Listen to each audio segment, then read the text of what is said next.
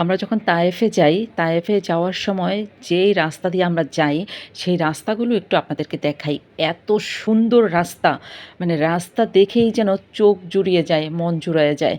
এত সুন্দর রাস্তা। পাহাড়ের গা ঘেঁষে পাহাড়ের মাঝখান দিয়ে আঁকাবাঁকা হয়ে এই রাস্তাগুলো গেছে। এই রাস্তাগুলো কিন্তু অনেক উপরে, মানে পাহাড়ের উপর থেকে এই রাস্তাগুলো, পাহাড় কেটে, কেটে এই রাস্তাগুলো করা হইছে। আর রাস্তাগুলোর এত পরিষ্কার পরিচ্ছন্ন আর একদম স্মুথলি গাড়িগুলো চলে। এত সুন্দর রাস্তা।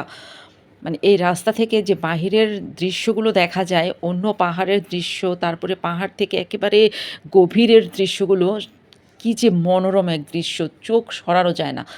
চোখ সরানো যায় না। এক পাশের দৃশ্য দেখতে গেলে মনে হয় যেন আরেক পাশের দৃশ্য, সুন্দর দৃশ্য চলে গেল, দেখতে পারলাম না। মানে একসাথে যদি সব দিকে চোখ দেওয়া যেত, তাহলে সব দিকের দৃশ্য দেখা যেত। এরকম মনে হইতেছে আর কি।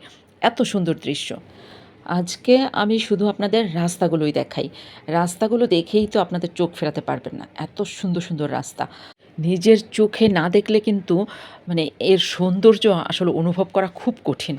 তো এই তায়েফ শহরটা এখন আপনারা যে দেখতে পেতেছেন না, কি ঝলমলে রোদ, কি রোদ, মনে হইতেছে যেন প্রচুর গরম।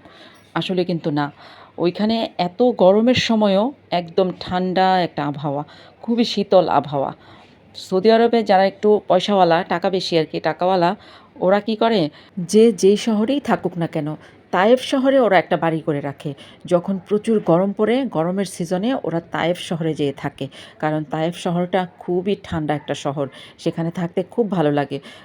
একেবারে প্রচণ্ড গরমের সময়ও সেখানে শীতের মতো একটা আবহাওয়া বিরাজ করে।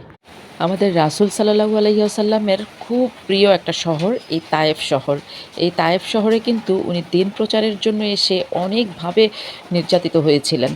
তারপরও তিনি থেমে যাননি। তিনি এই শহরে ইসলাম প্রতিষ্ঠা করে গিয়েছেন। যদি হাতে কখনো টাকা হয়, তাহলে কিন্তু মক্কা মদিনা দেখার জন্য একবার আসবেন। সেই সাথে এই তায়েফ শহরটাও দেখে যাবেন। খুব ভালো লাগবে। আমাদের দেশের মানুষরা মনে করে কি, আরেকটু বয়স হোক, চাকরি বাকরি শেষ করি, ছেলে সন্তানদের বিয়ে শাদী দেই, ওদেরকে এক একজনকে এক এক জায়গায় সেটেল করি, তারপরে আমরা হজ করতে যাব নে। কিন্তু মানুষের হায়াতের কি ঠিক আছে? অনেকে তো ওই বয়স পর্যন্ত হায়াতেই পায় না। আবার অনেকের অসুখ বিসুখ দেখা দেয়, ঠিক মতন চলাফেরা করতে পারে না, অনেক রকমের অসুবিধা হয়। তখন কি আর এগুলো সম্ভব? সম্ভব না। হজ করতে যাবেন সবসময় ইয়াং বয়সে, যখন শরীরে অনেক শক্তি থাকবে, আপনি দৌড়াতে পারবেন, অনেক সময় ধরে হাঁটতে পারবেন। তবেই তো আপনি সব নিয়মকানুন সঠিকভাবে পালন করতে পারবেন।